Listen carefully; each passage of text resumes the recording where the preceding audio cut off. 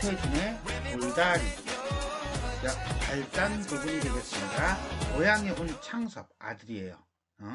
죽은 누이를 떠올리며 그리워하는 장면이 되겠습니다. 이 작품은 농토를 파는 문제를 두고 벌어지는 아버지와 아들의 갈등을 통해 물질적인 가치관을 중시하는 세태를 비판한 소설입니다. 땅을 오로지 금전적인 가치, 한마디로 돈이라는 거죠. 사고 팔면서 돈을 버는 거. 지금 뭐 우리 집값 이런 거하고 똑같을 거예요. 집을 거주 내지는 생활의 공간으로 보고 평생을 살아가는 것이 아니라 가격이 올랐어? 팔지 뭐 이런 거예요. 생각하는 것. 아들과는 달리 아버지는 땅을 가족과 선조들의 인연이 살아 숨쉬는 곳이자 만물의 근원이라고 여긴다. 이러한 아버지의 태도를 통해 자본주의의 물질 중심적인 가치관을 비판하고 전통적인 가치관의 중요성을 역설하고 있는 작품이다 라고 보시면 되겠습니다. 정거장에서 이제는 고향에 도착한 거죠. 그죠? 정거장에서 샘말이 고향 이름인가 봐요. 십리길을 걸어 내려오노라면, 십리라고 하는 건 대충 4km 정도가 된다고 합니다. 자, 걸어 내려왔으니까 뭐라고 쓰면 돼? 그렇지, 공간의 이동.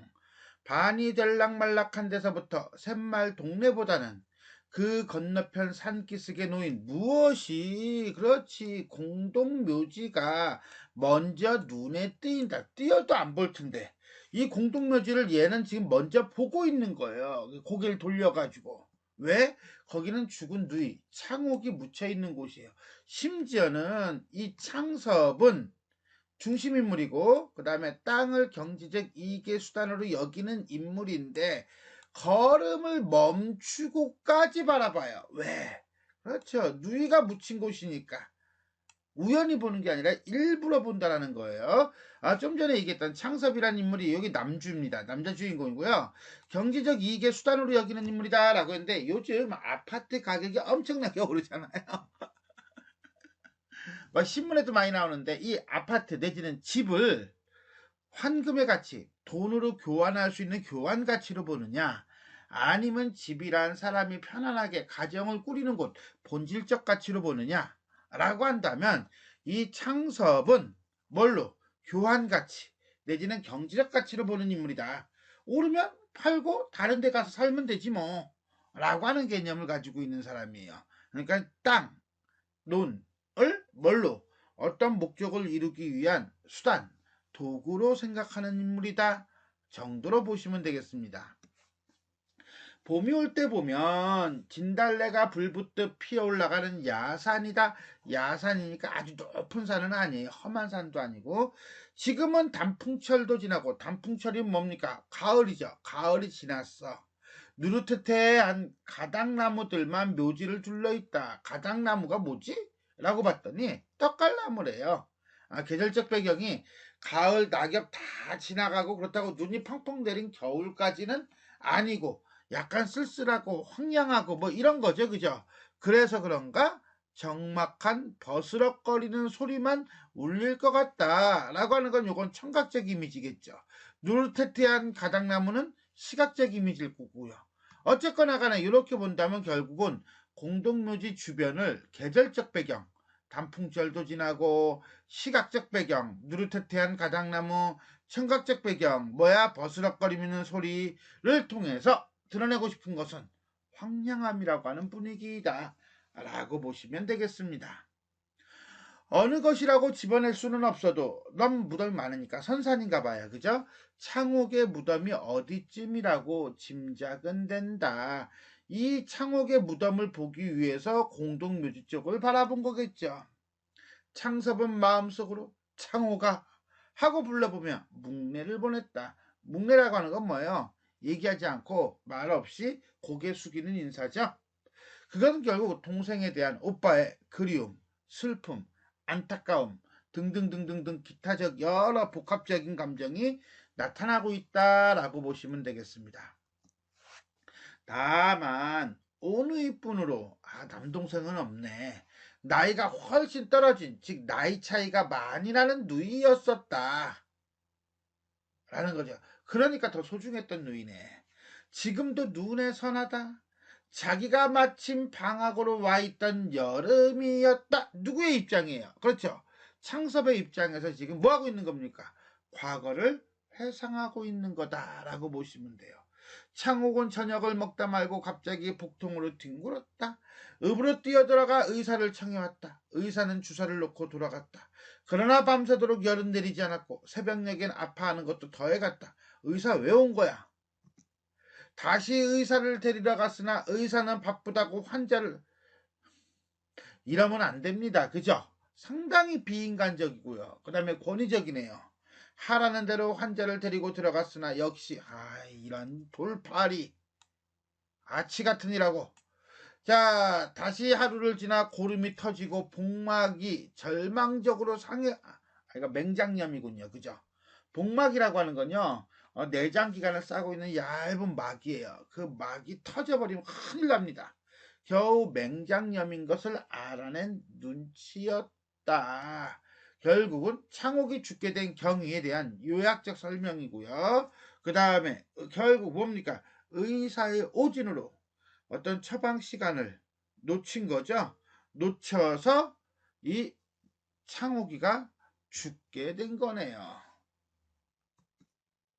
그때 창섭은 자기도 어른이기만 했으면 필시 의사의 멱살을 잡고 들었을 것이다. 설마 이 단어 모르지는 않겠죠? 필시 틀림없이. 이런 누이의 허무한 죽음에서 창섭은 뜻을 세웠다는 건 난 이제 무엇을 하겠다는 진로를 결정한 거죠.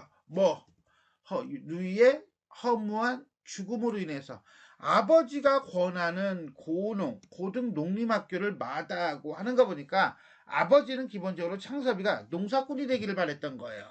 의전에 들어갔다. 의전이라고 하는 것은 의학 전문학교를 얘기해요. 이런 점에서 본다면 고농이나 의전 같은 경우는 지금은 사용하는 말은 아니죠. 내가 고등 농림학교가 있다는 얘기는 못 들었어요. 농업 고등학교가 있다는 얘기는 들었어도, 그죠? 그러니까 결국 뭡니까? 시대적 배경을 알 수 있는 단어이다. 오늘에 이르러 맹장수술로는 서울서도 정평 모든 사람이 인정하는 권위가 된 것이다. 권위가 있는 의사가 된 것이다.